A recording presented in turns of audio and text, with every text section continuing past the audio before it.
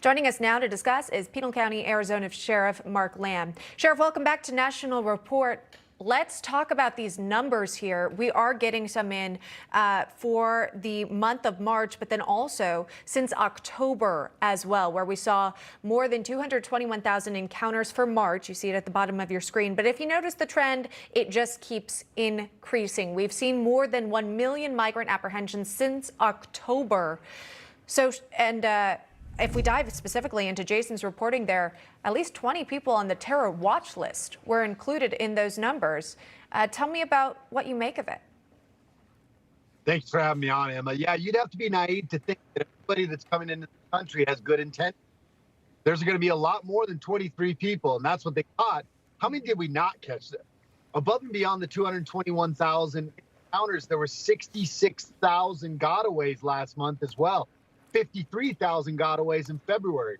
That amount of people coming into this country every month can be catastrophic. It only takes one bad actor to be able to wreak havoc on this country, especially with the dangers of fentanyl and the amount that they're bringing in.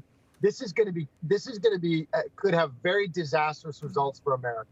Well, a lot of people are wondering, once these migrants come into the country, if they aren't sent back to Mexico, where are they going?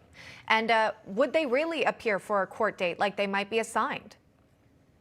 No, I don't believe they are going to appear for the court date. And so the American people know right now those court dates are being set from 2 to 5 years from now, Emma. Wow. Years. So these people, you're expecting them to show up 2 to 5 years from now. Frankly, you're putting them behind the 8 ball with these poor policies because they don't have the ability to work. They don't have the ability to go get insurance, get driver's license, all these different things. It's unfair to the people who are going to be victims of the crimes by some of these people. And there's already no places to live as it is. Rent's through the roof everywhere you go. This is just going to be even more problems for America. We're also kind of on a timeline here, right? Title 42 set to expire at the end of May. GOP lawmakers, they have voiced their concerns about the end date here for this restriction, pandemic era restriction here. But now even some Democratic lawmakers are speaking out, including Michigan Senator Gary Peters. He's issuing a statement to the Biden administration essentially saying, unless we have a well-thought-out plan, I think it is something that should be revisited and perhaps delayed. I'm going to defer judgment on that until I give the administration the opportunity to fully articulate what the plan is, but I share concerns of some of my colleagues.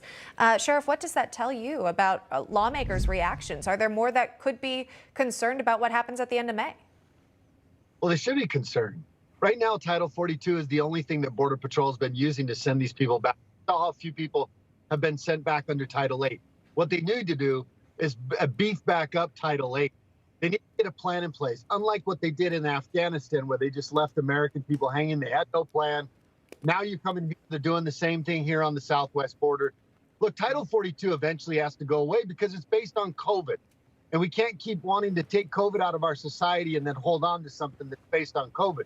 But in the meantime, Title 42 is all we have that's keeping, giving Border Patrol a tool to send people back. So I would hope that they would implement Title 8 back in, get that going, send people back based on the fact that they're coming into this country illegally. We already have something in place. We shouldn't have to be relying on Title 42 so heavily. But because this government's border policies or lack of has failed the American people so much, that's what we're left using is something that's based on COVID. Going back to some of Jason's reporting there, he'd come across a group of illegal migrants who were all wearing the same thing. They were all decked out in camo uniforms. He said that had ties back to even a cartel. Is that common? Is that something you see? Almost 100% of what we get through here, Emma, in my county, look just like that. Camouflage clothes, carpet shoes, camouflage backpacks. These folks get like a kit from the cartel after they've paid the cartel $5,000, $6,000 a piece.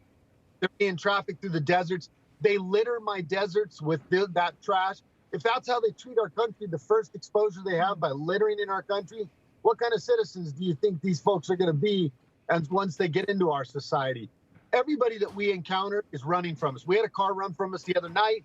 We had to stop stick it. They crashed on the side of the freeway. 3 people shot out of the vehicle. It lit the brush on fire on the side of the freeway.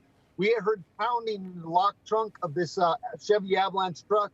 There was 3 more people cooking inside underneath the fire with the fire flames just billowing out from underneath the truck. So We deal with this stuff every day. Jason hit it right on the head. Yeah. Pursuits every day. People come through the deserts of disaster. Yeah, in that case, turning violent as well against law enforcement.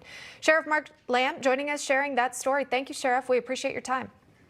Thank you, Emma. You're God welcome. bless.